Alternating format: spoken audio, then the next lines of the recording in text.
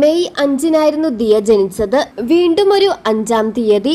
തന്റെ കുഞ്ഞിനു വേണ്ടിയുള്ള കാത്തിരിപ്പിനൊടുവിൽ അഡ്മിറ്റായ ദിവസം ദിയ പറഞ്ഞതും അത് തന്നെ. 5-ാം തീയതിയാണ് എനിക്ക് ഡേറ്റ് തന്നിരിക്കുന്നത്. വീണ്ടും ഒരു 5-ാം തീയതി തന്നെ എന്റെ കുഞ്ഞു ജനിക്കുന്നത് ആലോചിക്കുമ്പോൾ സന്തോഷം തന്നെ. ദിയയ്ക്ക് കുഞ്ഞു ജനിച്ചു എന്ന വാർത്തയാണ് ഇപ്പോൾ സോഷ്യൽ മീഡിയയിലൂടെ സിന്ധു കൃഷ്ണയും അശ്വിനുമെല്ലാം പങ്കുവച്ചെത്തിയിരിക്കുന്നത്. വേദന ഒട്ടും പോലും സഹിക്കാൻ കഴിയാത്ത വ്യക്തിയാണ് ദിയ കൃഷ്ണ.